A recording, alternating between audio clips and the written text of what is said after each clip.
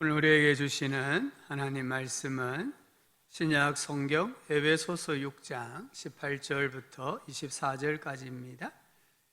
신약 성경 318쪽 에베소서 6장 18절부터 24절까지 말씀을 교독하여서 읽도록 하겠습니다. 모든 기도와 간구를 하되 항상 성령 안에서 기도하고 이를 위하여 깨어 구하기를 항상 힘쓰며 여러 성도를 위하여 구하라. 또 나를 위하여 구할 것은 내게 말씀을 주사 나로 입을 열어 복음의 비밀을 담대히 알리게 하옵소서 할 것이니, 이 일을 위하여 내가 쇠사슬에 매인 사신이 된 것은 나로 이 일에 당연히 할 말을 담대히 하게 하려 하심이라. 나의 사정 곧 내가 무엇을 하는지 너희에게도 알리려 하노니, 사랑을 받는 형제여, 세상에서 진실한 일꾼인 두기도를 너희에게 알리리라. 우리 사정을 알리고 또 너희 마음을 위로하기 위하여 내가 특별히 그를 너희에게 보내었노라. 아버지 하나님과 주 예수 그리스도께로부터 평안과 믿음을 겸한 사랑이 형제들에게 있을지어다. 같이 읽겠습니다. 우리 주 예수 그리스도를 변함없이 사랑하는 모든 자에게 은혜가 있을지어다. 아멘. 장미꽃 속에 하나님이 함께 하신다는 가사가 마음에 참 와닿습니다. 우리 앞뒤 저를 한번 인사합시다. 만유의 하나님이 당신과 함께 하십니다. 하나님이 당신과 함께 하십니다. 아멘. 오늘 읽은 말씀은 이 에베소서의 끝맺음 말입니다. 이 성경은 편지 형식이기 때문에 편지의 끝말이라고 할 수 있습니다. 바울은 이 끝말을 통해서 에베소 교회에 나아가서 모든 교회와 성도들에게 반드시 있어야 할 그 세 가지를 말씀을 하십니다. 그 세 가지가 무엇일까요? 첫째는 정신입니다. 정신, 때로는 얼이라고도 표현하죠. 우리 고유민족의 정신, 얼, 모양, 꼴이 있지 않습니까? 이 정신이 얼마나 중요한가를 보여주는 역사적인 사건이 있습니다. 1967년에 제3차 중동전쟁이 발발했잖아요. 아랍연합군과 이스라엘의 전쟁이었어요. 아랍연합군은 정말 군화끈에서 전차까지 소련의 신형 무기로 다 갖추어져 있었습니다. 군사력도 2배나 되었습니다. 이스라엘은 미국의 무기를 신청해 놓고 아직 인수받지 못한 상태에서 전쟁이 일어난 거예요. 그런데 전쟁을 해보니까 6일 만에 이스라엘이 승리로 끝나고 말았습니다. 절대 열세였던 이스라엘이 어떻게 6일 만에 이 아랍연합군과의 싸움에서 이길 수 있었을까요? 모든 사람들은 이스라엘 국민의 정신적인 승리라고 합니다. 이 전쟁이 일어났을 때 아랍의 청년들은 해외로 도피를 합니다. 그러나 이스라엘의 청년들은 외국에 있다가도 이 전쟁에 참전하기 위해서 고국으로 돌아왔다고 합니다. 결국에는 정신이 이 싸움에서 승리를 하게 만든 것입니다. 교회의 정신은 무엇일까요? 기도입니다. 오늘 18절을 다시 한번 보십시오. 바울은 모든 기도와 간구를 하되 항상 성령 안에서 기도하고 이를 위하여 깨어 구하기를 항상 힘쓰며 여러 성도를 위하여 기도하라라고 권면합니다. 이 한 구절에 기도라는 단어가 5번 나옵니다. 앞서 바울은 6장 10절에서 마귀를 대적하기 위하여, 즉 신앙생활에서 승리를 하려면 하나님의 전신갑주를 입어야 한다라고 했습니다. 그러면서 진리의 허리띠, 의의 호심경, 평안의 신발, 의의 투구, 성령의 검을 가지라라고 말했습니다. 그리고 오늘 말씀합니다. 항상 기도하기를 힘쓰라.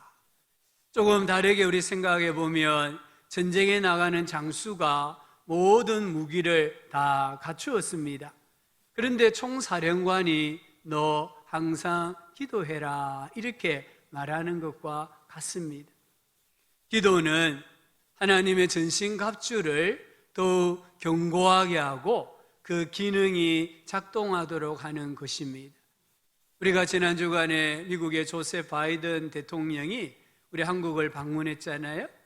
그리고는 윤 대통령과 함께 평택에 있는 삼성전자 평택 캠퍼스를 방문했습니다. 그 규모가 축구장 540개 정도의 큰 규모라고 합니다.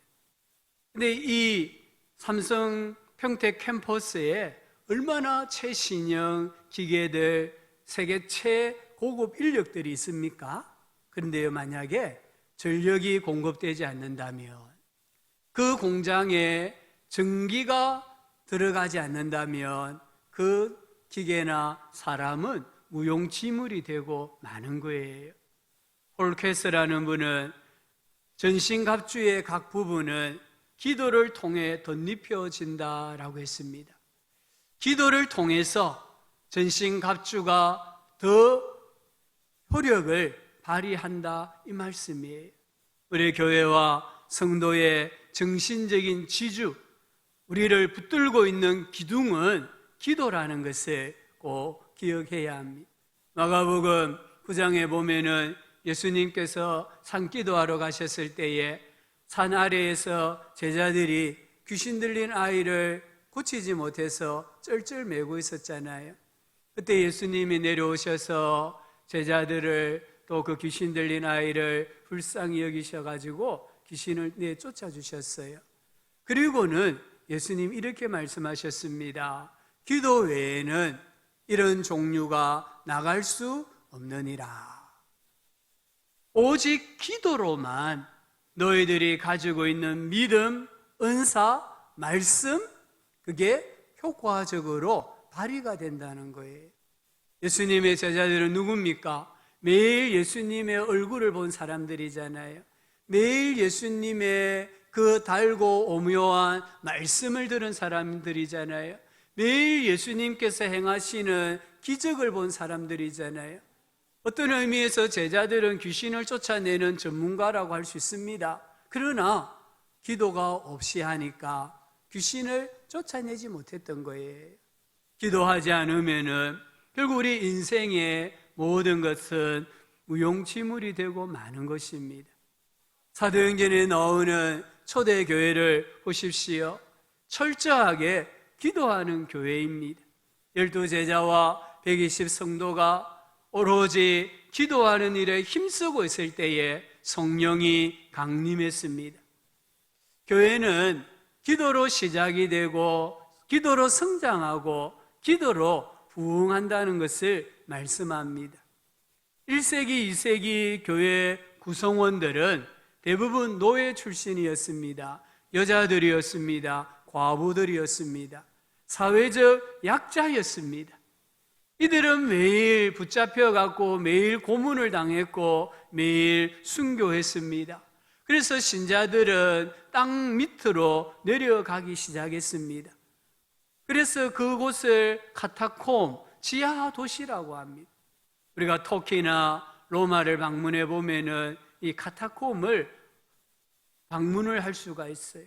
지하 10층, 11층까지 파 내려갑니다.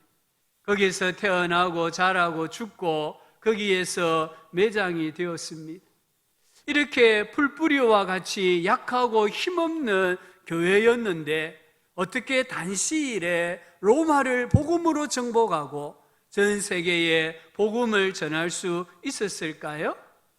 그 교회는 기도하는 공동체였기 때문입니다. 교회의 기도의 정신이 배어 있었기 때문이에요. 교회를 교회답게 나를 하나님 자녀답게 만들어주는 것은 한번 따라 합시다. 기도입니다. 특별히 바울은 기도에 대하여 두 가지를 강조합니다. 하나는 성령 안에서 기도하라고 합니다. 기도는 내 힘으로, 내 생각으로 할 수 있는 게 아닙니다. 야, 오늘 내가 한번 기도해 봐야 되겠다라고 해서 기도가 입에서 나오는 게 아닙니다. 기도는 내 안에 계시는 성령 하나님께서 내 마음을 감동을 시켜주셔야 됩니다. 내 마음에 기도하고자 하는 불을 붙여주셔야 하나님께 나와서 기도할 수 있는 거예요. 우리가 성령 안에서 기도할 때에 자기 생각이 아니라 하나님의 뜻을 구하게 됩니다. 그 뜻을 발견하고 그 뜻을 이루기 위해 살아갑니다. 우리가 성령 안에서 기도한다고 하면 우리가 아무리 바빠도 피곤해도 아파도 슬퍼도 하나님께 기도하게 되어 있습니다. 우리 교회에 강서구에 있는 어느 큰 교회 다니는 집사님이 교회가 멀다 보니까 매일 새벽기도 우리 교회에 오세요. 하루도 빠지지 않고 새벽기도 오십니다. 근데 와서 보니까 많은 시간은 사실은 좀 졸기도 하시고 주무시도 하시는 것 같아요. 그래도요, 하루도 빠지지 않고 새벽 기도하러 교회 오셔서 기도하고 가시는 모습을 보면서 참 귀하신 분이구나 이런 생각을 가집니다. 성령 안에서 기도해야 됩니다. 또 한 가지 바울은 중보 기도를 말씀합니다. 18절에 보니까 여러 성도를 위하여 구하라 라고 했습니다. 기도가 어렵습니까? 기도 시간이 짧습니까? 나도 30분 이상, 1시간 이상 기도하고 싶습니까? 중보 기도하셔야 됩니다. 나라와 교회와 열방을 품고 기도할 때에 기도의 줄이 계속 이어져서 어떤 분들은 밤새도록 기도하기도 하고 어떤 분은 여러 시간을 하나님 앞에 엎드려서 기도하는 걸 보아요. 오지랖이 넓다라는 말이 있잖아요. 조금은 부정적인 말이에요. 근데 우리 성도님들은 기도에 있어서는 오지랖이 넓어야 됩니다. 한참 넓어야 됩니다.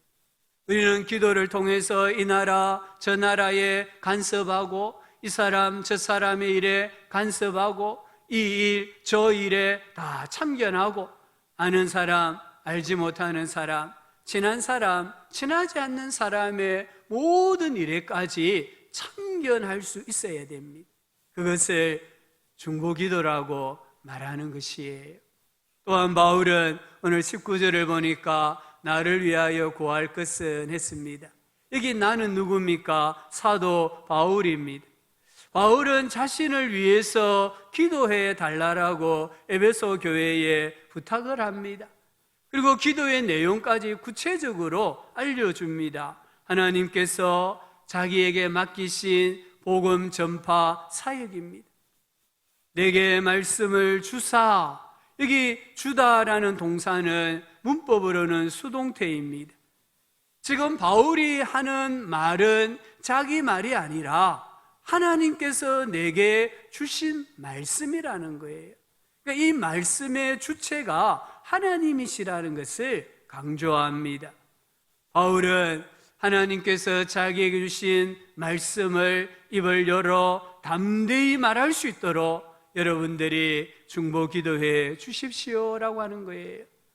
담대히, 이 말은요, 말하는 것이 자유롭다 이런 뜻이 있어요. 말을 할 때에 끊어지지 아니하고 방해받지 않고 앞뒤가 또 잘 이어져서 말씀을 잘 전하도록 기도해 달라 이런 뜻입니다. 또 여기 담대히라는 말에는 두려움 없는 용기를 말합니다. 두려움 없이 회중들이 어떤 반응을 보이든지 간에 두려움을 가지지 않고 용기 내어서 하나님께서 주신 말씀을 잘 전할 수 있도록 여러분들이 중보기도해 주십시오라고 말하고 있습니다. 이 바울에게는 수많은 대적자들이 있었습니다. 심지어 바울을 죽이기까지는 금식을 하겠다고 결성한 무리들도 있었습니다. 바울을 따라다니면서 복음 사역을 회방하고 핍박하는 무리들이 있었습니다. 바울의 고백을 들어보면 동족들이 얼마나 바울의 이 말씀 사역을 방해하고 박해했는가를 알 수 있습니다. 그래서 바울은 여러분들의 중보기도가 없으면은 저는 하나님의 말씀 사역을 감당할 수 없습니다. 여러분 꼭 저를 위해서 기도해 주십시오라고 부탁을 하고 있습니다. 오늘 우리는 목사를 위해 기도해야 합니다. 오늘날 많은 목사가 위기에 처해 있습니다. 여러 가지 사탄의 공격으로, 여러 가지 유혹으로 오늘날 목사들이 많은 어려움에 처해 있습니다.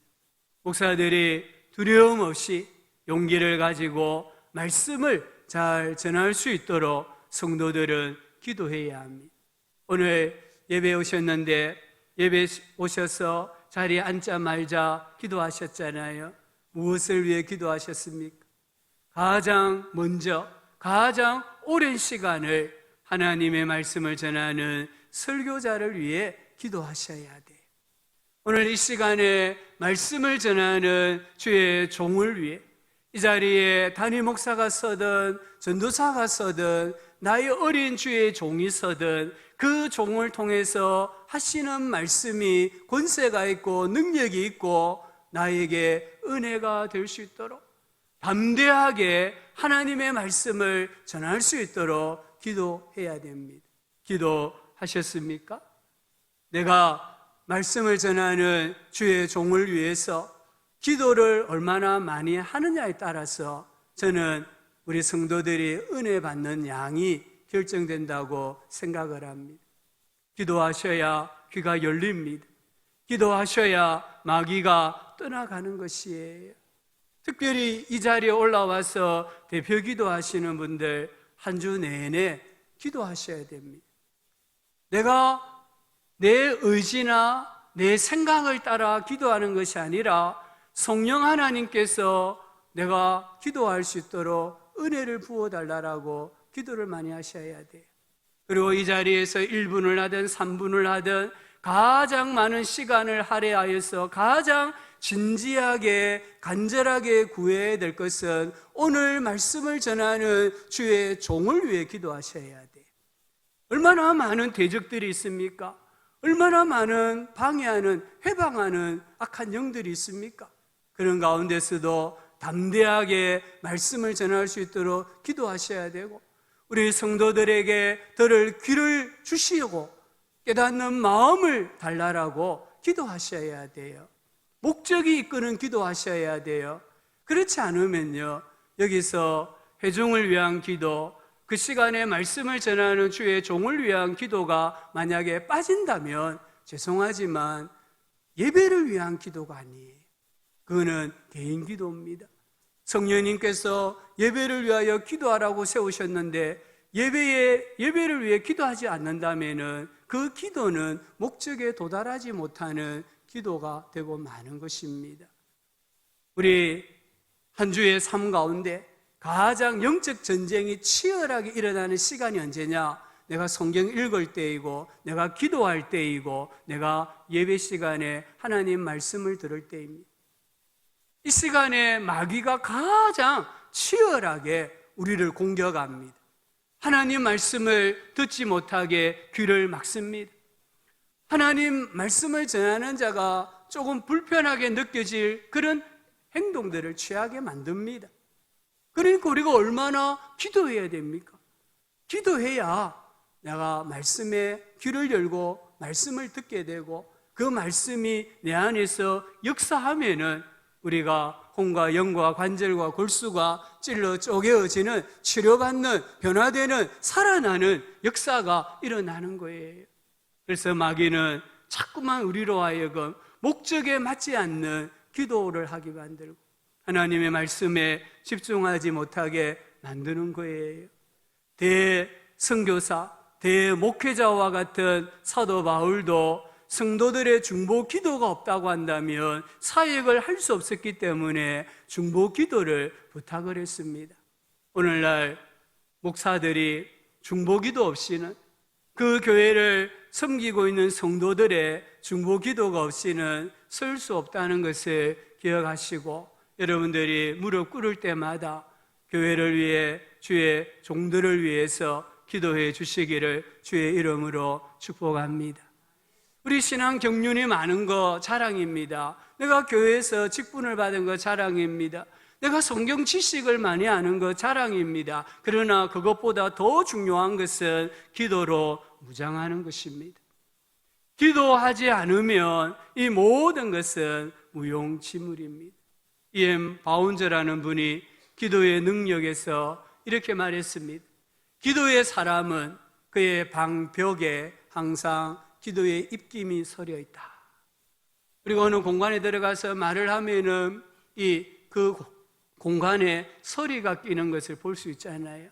그와 같이 우리가 기도해야 된다는 것이, 내 방벽에 정말 입김이 서려 있을 만큼 하나님 앞에 기도해야 된다는 것을 말합니다.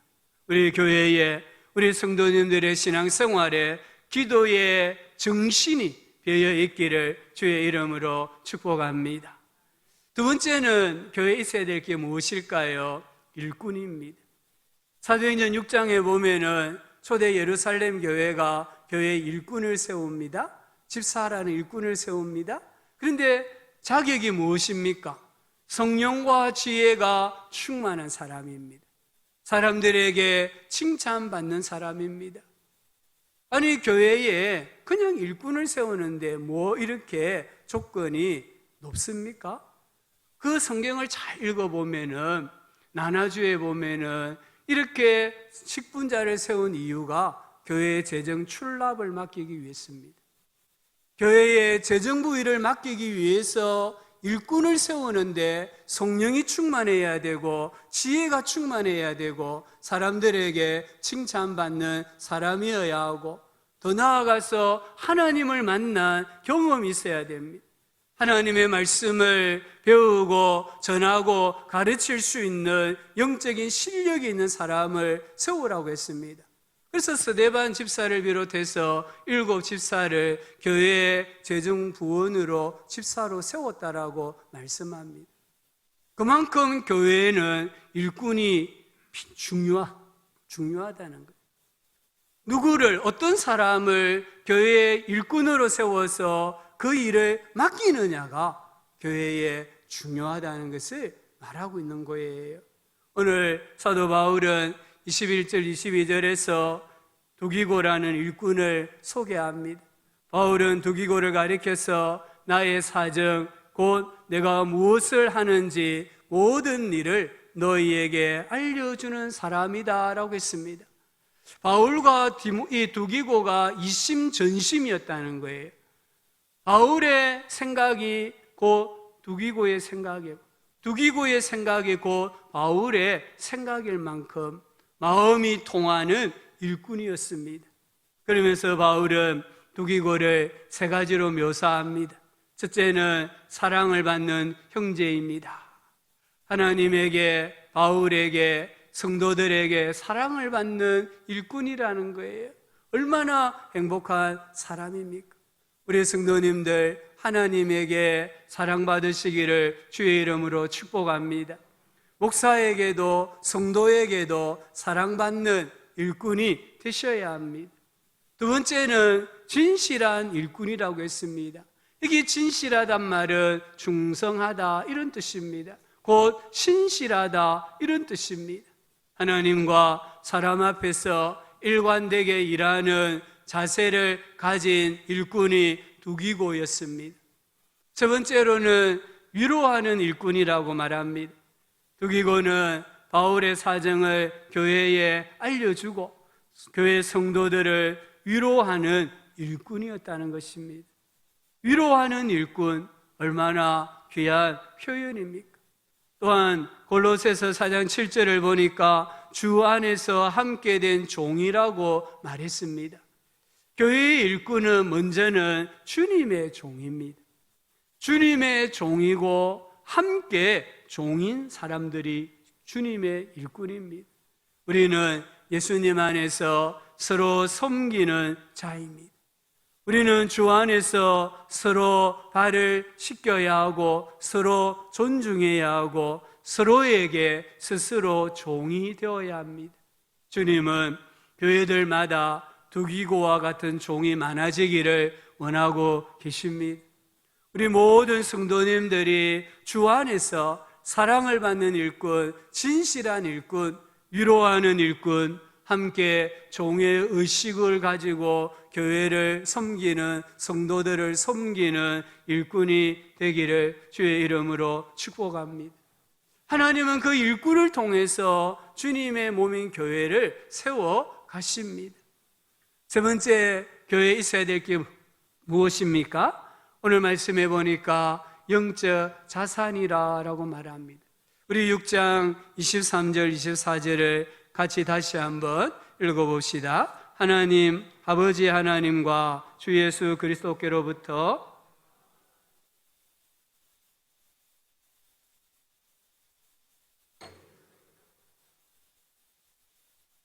은혜가 있을지어다. 아멘.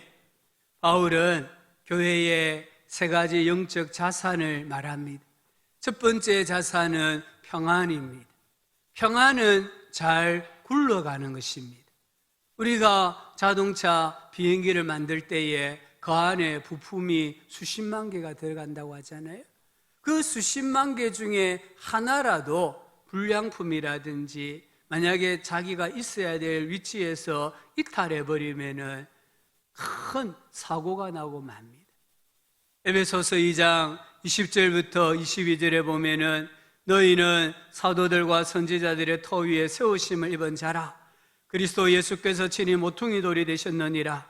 그의 안에서 건물마다 서로 연결하여 주 안에서 성전이 되어가고 너희도 성령 안에서 하나님이 거하실 처소가 되기 위하여, 여기 처소가 되었다라고 말하지 않고 되기 위하여 지금 되어가는 과정에 있다는 것이에요. 그리스도 예수 안에서 함께 지어져 가느니라. 지금 우리는 주님의 성전으로서 주님이 거하실 집이 되기 위해서 부품 하나하나로서 서로 지금 연결되어지고 내가 있어야 할 자리에 있게 되고 내 역할을 감당할 때에 그것을 가리켜서 평안이다라고 말하는 것이에요. 내가 평안할 때, 내가 내 자리에서 내 역할을 잘할 때에 교회 공동체가 잘 굴러가게 되는 것입니다. 그래서 에베소서 4장 3절에 보면은 평안에 매는 줄로 성령이 하나 되게 하신 것을 힘써 지키라고 했습니다.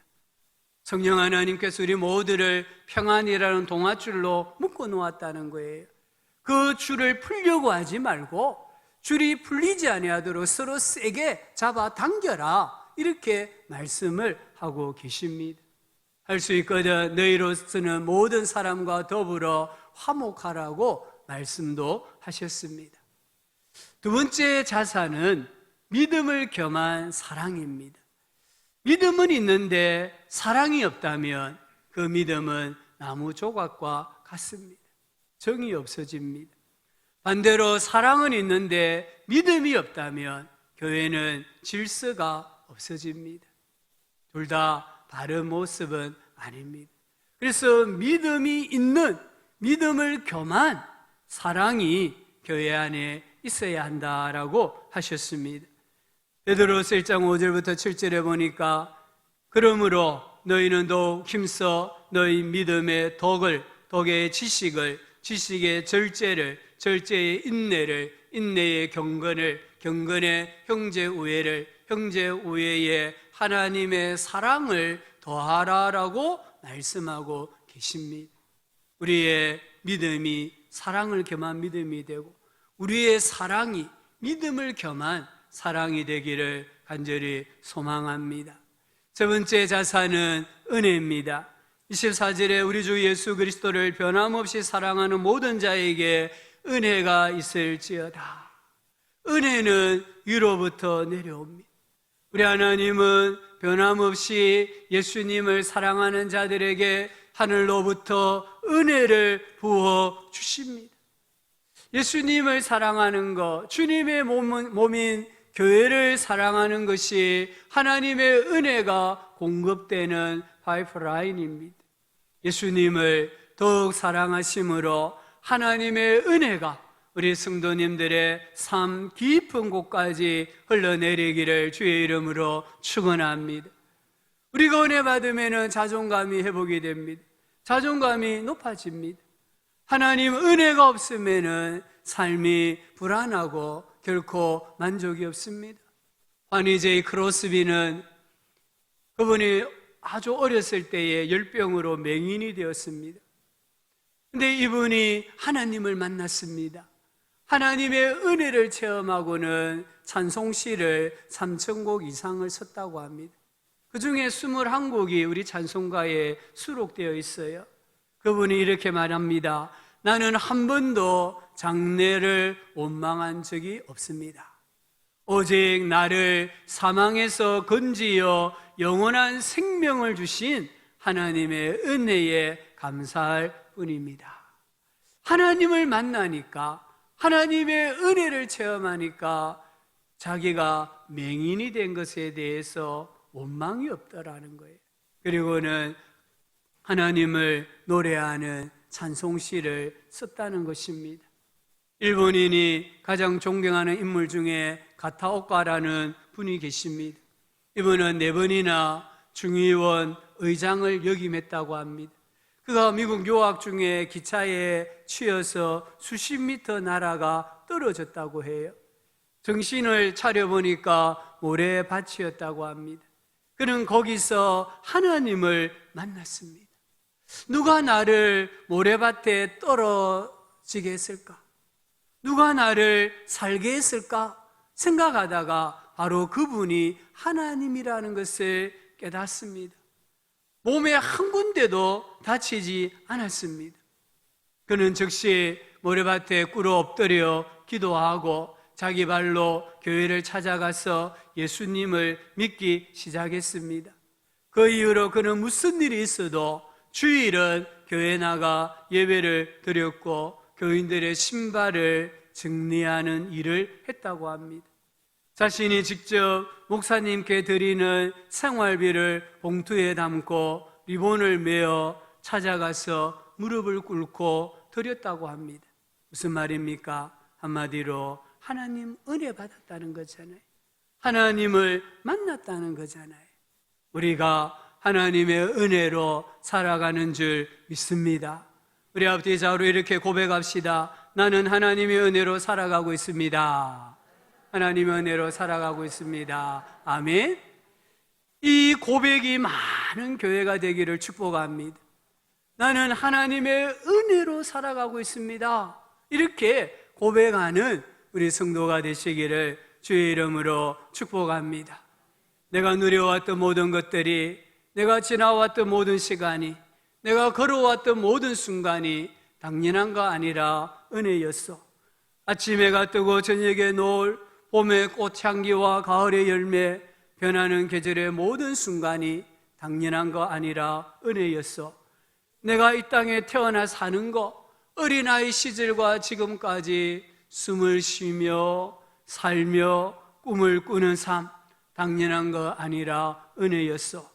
내가 하나님의 자녀로 살며 오늘 찬양하고 예배하는 삶, 복음을 전할 수 있는 축복이 당연한 거 아니라 은혜였어. 이렇게 고백하실 수 있기를 주의 이름으로 축복합니다. 우리 교회에 기도의 정신이 충만하고 우리 모두가 하나님 보시기에 진실한 일꾼이 되고 평안과 믿음을 겸한 사랑과 은혜의 영적 자산이 풍성함으로 하나님을 기쁘시게 하고 하나님이 인정하시는 교회 성도로 살아가실 수 있기를 주 예수 그리스도의 이름으로 축원합니다. 아버지 하나님, 오늘 우리 교회에 필요한 거 알려주셨습니다. 우리 성도들의 신앙생활에 필요한 거 알려주셨습니다. 순종하게 하여 주시고 하나님 나라가 임하게 하여 주옵소서. 예수님의 이름으로 기도합니다. 아멘.